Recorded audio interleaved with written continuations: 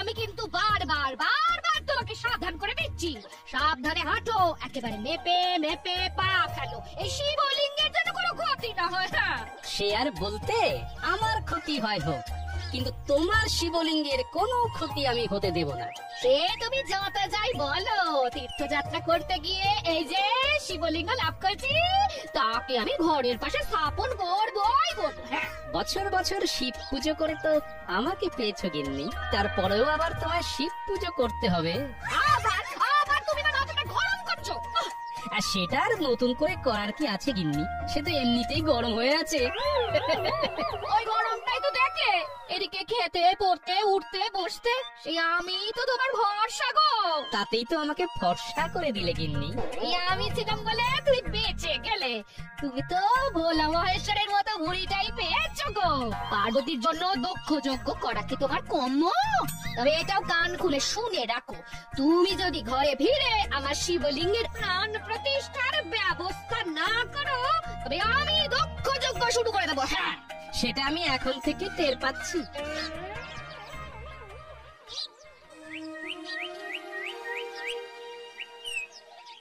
কি আজও তো দেখছি গোপাল রাজসভায় অনুপস্থিত, তবে কি এখনো তার তীর্থ করা শেষ হয়নি?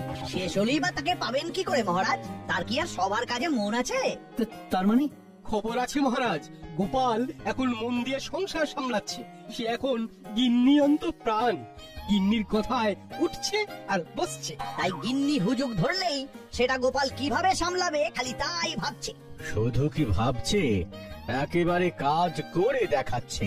শুনলাম তীর্থ করতে গিয়ে গোপালের গিন্নি নাকি একটা শিবলিঙ্গ নিয়ে এসেছে, তার প্রতিষ্ঠা করাতে হবে।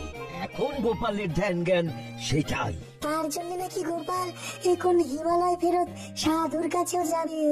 সে যাচ্ছে যাক, কিন্তু এদিকে গোপালের দেখা দেখি পণ্ডিত যে তীর্থযাত্রায় বেরিয়ে গেল। এটা তো ভালো কথা মহারাজ, কিন্তু আমি ভাবছি অন্য কথা। তবে সবকিছু ছেড়ে গোপাল হঠাৎ শিবলিঙ্গ নিয়ে পড়লো কেন? তবে কি ওর অন্য কোনো মাহাত্ম্য আছে? এই তো এখানেই তো সেই সাধু বাবার ডেরা বানিয়েছেন শুনলাম। সবই মহাদেবের কৃপা। এমনি এমনি কি আর হিমালয় ফেরত সাধু বাবা আমাদের দর্শন দেওয়ার জন্য এই বয়সে আছে না? তাই বুঝি। তাহলে দেখি বাবার কৃপায় আর কি কি শুভ কাজ হয় এবার। হবে হবে, সব শুভ হবে। সামনেই শিবরাত্রি, শুভ তো হতেই হবে। তবে কি ভালো কোনো যোগ আছে সাধু বাবা? হ্যাঁ, আছে তো বটেই। হিন্দু শাস্ত্র মতে এই দিনেই শিব আর পার্বতী বিবাহ বন্ধনে আবদ্ধ হয়েছিলেন। তাই এই পূর্ণ তিথি পালন করলে সমস্ত পাপ থেকে নিষ্কৃতি পাওয়া যাবে। ব্যাস, আর কিছু না? সংসারে শান্তি ফিরবে আর মোক্ষ লাভ হবে। বল বল, আর কি চাস? আবার কি চাইবো সাধু বাবা, এটাই তো হয়ে বেশি। তাহলে বাবা ওই শিবরাত্রির দিনে আমাদের শিবলিঙ্গের প্রাণ প্রতিষ্ঠা হবে। আর সেই শুভ কাজটা মানে প্রাণ প্রতিষ্ঠার ব্যাপারটা আপনি সামলে দেবেন। বেশ, তাই হবে রে বেটা। জয় জয় মহাদেবের জয়। এদিকে তো ভালোভাবে তেলপাট চলছে রে ঘটা। আমাদের চটপট খবরটা যথাস্থানে পৌঁছে দিতে হবে।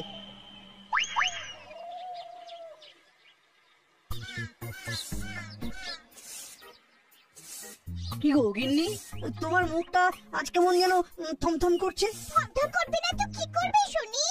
এমন লোককে নিয়ে কি আর সংসার করা যায়? আমি আবার কি করলাম? বলি সংসারে তো তোমার মন নেই, তা মনটা থাকে কোথায়? এই মরেছে মন। মনটাকে কোথায় কার কাছে রেখে এলাম? কই না তো, রাখিনি তো। রাখুনি নয় বলো ভাবুনি। আমার সকাল লাগতে মোটেই তুমি ভাবো না। এবেলা ও বেলা খালি রাজসভায় ছুটছ। সংসারে কি হচ্ছে না হচ্ছে সে খবর রাখো তুমি। না রাখলে সংসারটা চলছে কি করে? তবে তুমিও শুনে রাখো গিন্নি, সারাদিন কানের কাছে এরকম ভো ভো করলে আমিও পালিয়ে পালিয়ে বেড়াবো। হ্যাঁ, কি বলে কপাল, একজনের সংসারে শান্তি আসছে আর একজনের কপালে অশান্তি। এবার কিন্তু গোপাল দাদা এইসব ঝামেলা থেকে মুক্তি পেয়ে যাবে আর মন্ত্রী মশাই মাথা ঠুকবেন। এই এই কি হয়েছে, খুলে বল দেখি আমায়, বল। হ্যাঁ হ্যাঁ, রাগটাকে কি আছে, আমরা তো নিজের কানেই শুনে এলাম ওই হিমালয় ফেরত সাধু বাবার কাছে গিয়ে গোপাল দাদা আর ওর গিন্নি সংসারে সুখ আনার টোটকা নিচ্ছে। শিব পুজোর নির্ঘণ্ট জেনে এসেছে। দেখো দেখো, তাহলে আমি কেন তোমাকে দু চার কথা শোনাচ্ছিলাম? এরপরেও কি তোমার টনক নড়বে না? আমার টনক নড়ুক না নড়ুক, গোপালকে আমি কিছুতেই শান্তি পেতে দেব না। না না দাদু, এইভাবে চুপি চুপি আমাদের না জানিয়ে পুজো করা চলবে না। দাদুর বাড়িতে শিব পুজো হবে, অথচ আমরা কোনো দায়িত্ব পাবো না, সেটা হবে না। ওই দেখো আমার কচি কাচারা চলে এসেছে। আর মনে মনে বেশ গোসাও করেছে মনে হচ্ছে। এখানে শিব পুজো হবে আর আমরা কোনো কাজ করব না, তাই আবার হয়? হবে কি করে? তোদের ছাড়া তো সবকিছু ঠিক করে জোগাড়ি করা যাবে না রে। এই যে এই শিবের পুজোয় অপরাজিতা, ধূত্র, আকন্দ ফুল আর বেল বাটার আগে সেটাকে জোগাড় করবে শুনি। আমরা ছাড়া আবার কি করবে? তাহলে তোদের যে প্রয়োজন আছে সেটা তো বুঝতে পেরেছিস। কোনো চিন্তা নেই, আমরা সব জোগাড় করে আনবো। এদিকে না হয় সব জোগাড় হয়ে গেল, কিন্তু ওদিকে শিব পুজোর নেমন্তন্নটাই তো করা হয়নি এখনো। সেটা কি এবার আমাকেই করতে হবে? তার জন্য তো এই শর্মা আছে, ঠিক সামলে দেবে। মনে হচ্ছে খুব ধুমধাম করে এবারে পুজো হবে।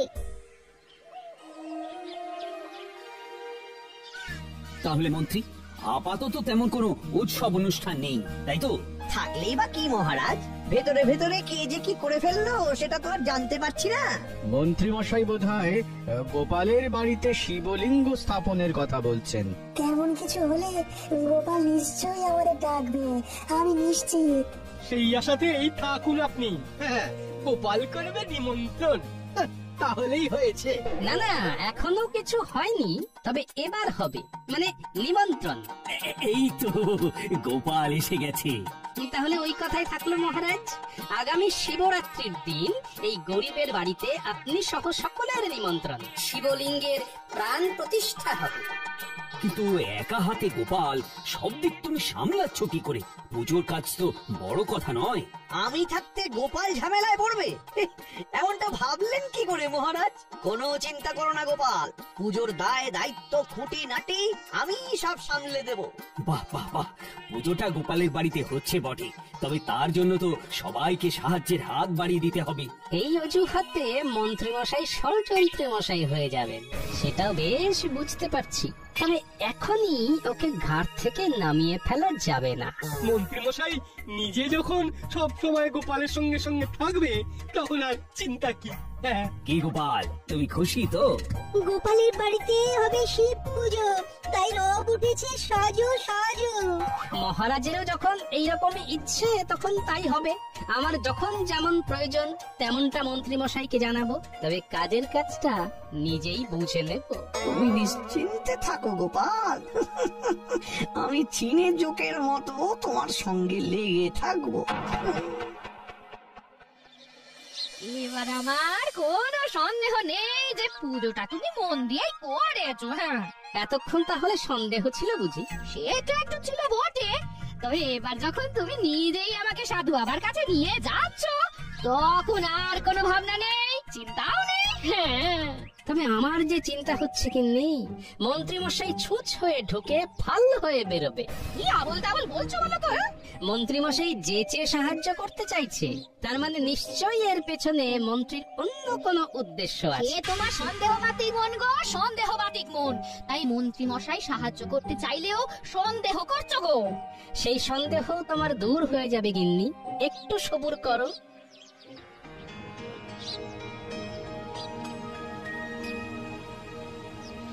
আমার কি চাই? হ্যাঁ, শিবরাত্রির পুজোর আচার উপকরণ সবই তো জানা হয়ে গেছে, এবারে শুধু ভক্তি ভরে পুজো করতে হবে।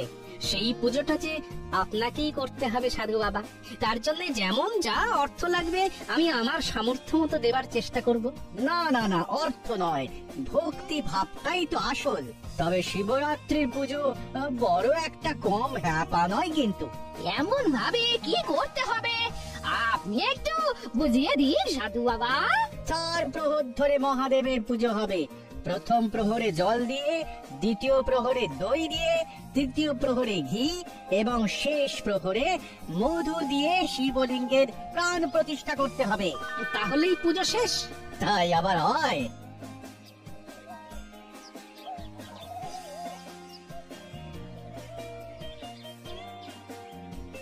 এত কিছু কি আমরা সামলাতে পারবো বাবা? এতেই ঘাবড়ে গেলে হবে? শুদ্ধ মনে সবকিছু ঠিকঠাক পালন না করলে কিন্তু পুণ্যের বদলে পাপটাই গায়ে লাগবে, সেটা যেন খেয়াল থাকে। হ্যাঁ, যা ভেবেছি তাই। শিব পুজো শুরু হওয়ার আগেই মন্ত্রীমশাই চমকাতে শুরু করেছে।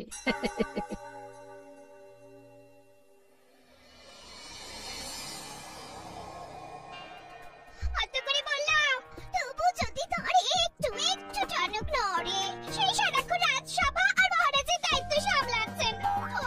সবটাই সামলাতে হবে গিন্নি, সবটাই সামলাতে হবে। শুধু ঘরে নয়, বাইরেরটাও তো সামলাতে হবে। কি আর সামলাচ্ছ? যদি সামলাতেই পারো তবে আমাকে তীর্থযাত্রা নিয়ে চলো তো দেখি। চলো চলো। এই ছেলেটি, তোমার মাথায় আবার এই তীর্থযাত্রা যাওয়ার ভূত চাপলো কেন? কেন চাপবে না? কেন কেন? গোপালের গিন্নি যদি শিবলিঙ্গ নিয়ে এসে সেটা প্রতিষ্ঠা করে সংসারে সুখ শান্তি আনতে পারে, তাহলে আমিও পারবো। আহা, ওহো, আরে ব্যাপারটাও তো সহজ নয়। ভাবে ভাবে যা বুঝলাম, সাধু বাবা গোপালকে এমন ফিরিস্তি দিয়েছে যে পুজো করা গোপালের মাথায় ওঠার জোগাড়। বলো কি? হ্যাঁ, গোপাল যদি সবকিছু ঠিক করে করেও ফেলে, তবে সেটা কি করে ভেস্তে দিতে হয় সেটা আমার জানা আছে। শুধু তাই নয়, চাইলে ঘোলা জলে কি করে মাছ ধরতে হয় সেটাও নিশ্চয়ই তোমার মনে ভাজা হয়ে গেছে। সে আর বলতে, তুমি আমাকে ঠিকঠাক চিনেছো গিন্নি। গোপালকে যে কি প্যাচে ফেলবো সে আমার মনে মনেই আছে।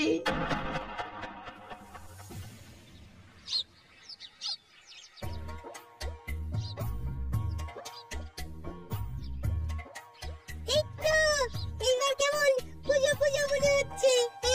কলসিতে ভরে গঙ্গা জল দিয়ে এসেছি, এটা না হলে তো পুজোই শুরু করা যাবে না। সে না হয় এনেছিস, কিন্তু এবার বাকি কাজগুলো তো সামলাতে হবে নাকি? এরপর আর কি কাজ আছে গো গোপাল দাদু? কাজ বলে কাজ, এরপরে দুধ দই আর মধু লাগবে। সেই সব নিয়ে চাপ নিতে হবে না। দুধ আর দই ভোলা ময়রা দিয়ে যাবে, আর পুটির বাবা মধুও দিয়ে যাবে। হ্যাঁ, বাহ, তাহলে তো মিটেই গেল। এবার তাহলে পায়ের উপর পা তুলে বসে থাকি। আর আমরা একটু হুটাপাটি করি। পুজো জোগাড় কি আমি একা করবো? এই সাধু বাবা এই চলে এলেন বলে। তার আগেই আমি চলে এসেছি, তবে দুধ না নিয়েই আসতে হলো। কেন, কি হলো আবার? দুধে জো না পড়ে ওই দুধ নষ্ট হয়ে গেছে, তাই না দুধ না দই কিছুই পাওয়া যাবে না। সে কি, তাহলে কি হবে? কি হলো সেটা তো আমিও বুঝতে পারছি না। মধু নিয়ে আসে যে ছেলেটা, তারও তো আজ কোনো পাত্তা নেই। এ মা, তাহলে কি হবে? আহা, এখনই অত হাই হাই না করে কিভাবে কি করা যায় সেটার উপায় ওই সাধু বাবাকে জিজ্ঞাসা করেই বের করতে হবে। তাহলে তুমি আবার ওই সাধু বাবার ডেরায় যাবে এখন? না গিয়ে আর উপায় কি? তাই বেলা গড়াবার আগে নড়াচড়া যা করার করে নি, বুঝলি? তাহলে আমরাও যাবো তোমার সঙ্গে। বেশ তো, চল না। দল বেঁধে গেলে কি ফল হয় দেখি।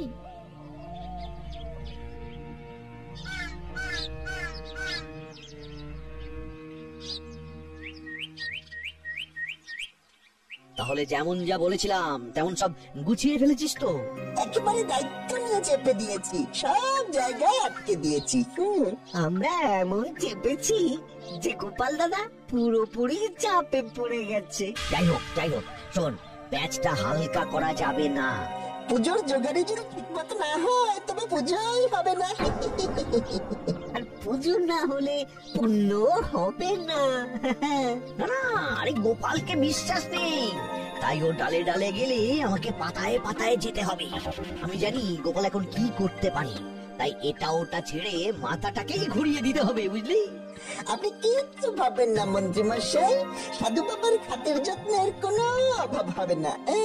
আপনার কোনো বদনাম হবে না। তোরা এই দিকটা দেখ, বুঝলি? বাকিটা আমি সামলে নিচ্ছি, তবে সবটাই খুব তাড়াতাড়ি করতে হবে কিন্তু।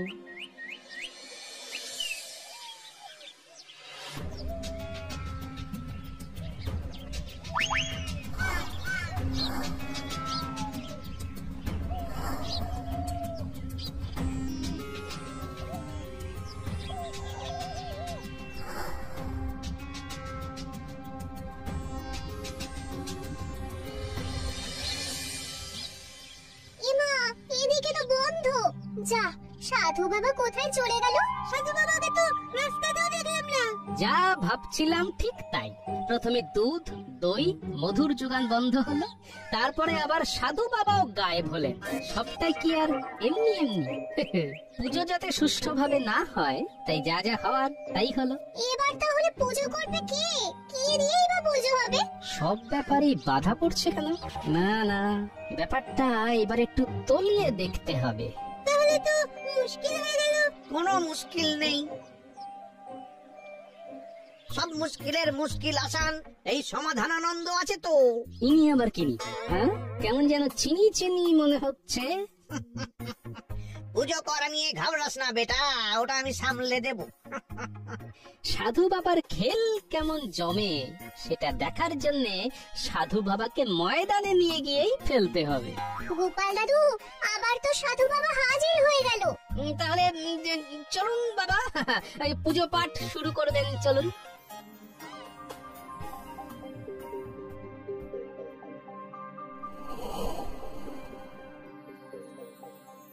হয়েছে গিন্নি, হয়েছে। ব্যবস্থা একখানা ঠিক হয়েছে। সাধু বাবাকে নিয়ে এসেছো তাহলে? কিন্তু ইনি কে? আমি আর নিজের পরিচয় কি করে দিই মা? আমি বলে দিচ্ছি বাবা, ইনি হলেন শ্রী শ্রী স্বামী সমাধানানন্দ মহারাজ। সেই সাধু বাবা হিমালয়ে ফিরে যাওয়ার আগে ধরে নাও এনাকেই পুজোর দায়িত্ব দিয়ে গেছেন। আমি ঠিক বললাম তো বাবা? বিলক্ষণ বিলক্ষণ বিলক্ষণ। তাহলে এবার পুজোর জোগাড় বুঝে নিতে হবে আমায়। গঙ্গা জলে শুদ্ধ করে দুধ, দই, মধু ইত্যাদি উপকরণ সব গুছিয়ে নি। কই সেসব কোথায়? হ্যাঁ, সেই সব তো কিছুই নেই বাবা। কি তাহলে তো পুজো প্রক্রিয়ায় ব্যাঘাত ঘটবে। মনে হচ্ছে মন্ত্রী মশাইকে কোনো দায়িত্বই দেয়নি। তার উপর দায়িত্ব দিলে অন্তত এমন অনাচার হতো না। এই মুহূর্তে যখন ফুল আর গঙ্গা জল ছাড়া আর কিছুই নেই, তখন সাধু বাবা দেখুন না, যদি মূল্য ধরে দিই তাহলে কি সবটা সামলে দিতে পারবেন না? এই তো এইবার গোপাল পথে এসেছে, এই তাহলে ওকে চাপ দিয়ে কিছু কামিয়ে নেওয়া যাবে। উপায় যখন নেই তাহলে ওই মূল্য ধরেই করে দিতে হবে আর কি। সাধু বাবা যে আগাগোড়াই ভণ্ড সেটা তো অর্থের প্রতি ওর লোভ দেখেই মালুম হয়ে গেল। তবু আর একবার বাজিয়ে দেখি সবার সামনে। কি হলো? পুজো কি আদৌ করা যাবে? যাবে না কেন? আলবাত যাবে। সাধু বাবা যখন আছেন তখন সমাধানও আছে। পুজো শুরু হোক তাহলে। হ্যাঁ হ্যাঁ, সাধু বাবা আপনি তাহলে ওই আচমনের মন্ত্রটা একটু শুনিয়ে দিন, ওটা দিয়েই শুরু হয়ে যাক। আচমনের মন্ত্র? এই না মানে কিসের মন্ত্র? মন্ত্র আবার কেন? মন্ত্র মানে তো মন তোর, তোর মনে মনে যা আছে তাই ঠাকুরকে বল, তাহলে ঠাকুর খুশি হবে, বুঝলি? এইসব হাবি যাবে বলে আপনি পার পেয়ে যাবেন ভেবেছেন বটে, তবে সে হবার কিছু আছে? মানে মানে আপনি ধরা পড়ে গেছেন মন্ত্রী মশাই। এ কি, আপনি সাধু নন? তার মানে মন্ত্রী, তুমি সাধুর ভেগ ধরে সব গোলমাল পাকানোর মতলব এঁটেছে? মানে আমি তো মানে মানেটা আমি পরিষ্কার করে দিচ্ছি মন্ত্রী মশাই। পুজোর সামগ্রী জোগাড় করতে গিয়ে যখন সবাইকে হাত তুলে দিতে দেখলাম তখনই আমার সন্দেহ হয়েছিল। তারপরে যখন দেখলাম সাধু বাবার গলায় হার, তখন আর বুঝতে বাকি থাকলো না যে সাধু বাবা নকল। এবার কি যে হবে? গোপালকে আমি মন্ত্রীর উপর ভরসা করতে বলেছিলাম, কিন্তু এখন তো দেখছি মন্ত্রী গোপালকে একেবারে ভরসা করে দেওয়ার চেষ্টা করছিল। তো এবার আবার শিবরাত্রির ব্রত পালনের কি হবে? ঝামেলা পাকানোর পান্ডাকে যখন ধরা গেছে তখন তাকে ঘা কতক ডান্ডা কষালেই সমাধান পাওয়া যাবে। সামগ্রী মন্ত্রীকেই জোগাড় করতে হবে। আর পুজো কিভাবে কাকে ডেকে হবে সেটাও মন্ত্রী মশাইয়ের উপরেই ছেড়ে দিন মহারাজ। কারণ আমার স্থির বিশ্বাস সাধু বাবা কোথাও যাননি, ওকে মন্ত্রী মশাই কোথাও লুকিয়ে রেখেছেন। রক্ষে করুন মহারাজ, আমি সব বলছি, সাধু বাবা কোথাও যাননি, বটা আর ঘটার হেফাজতে আছে। আমি তাকে এনে সব ব্যবস্থা করে ফেলছি মহারাজ। আপনি শুধু এবারের মতো আমাকে ছেড়ে দিন মহারাজ, আমাকে ছেড়ে দিন। মহারাজ আর আপনাকে ধরলো কোথায় যে ছেড়ে দেবে মন্ত্রী মশাই? ভালোই ভালোই পুজোটা মিটতে দাও একবার, তারপর তোমায় বোঝাবো কত ধানে কত চাল। আমি গেলাম মহারাজ।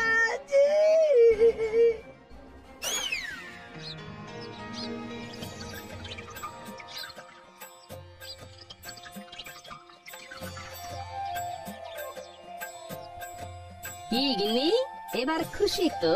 খুশি হব না? সত্যি শিবের মতো একটা বর পেয়েছি গো আমি, বর।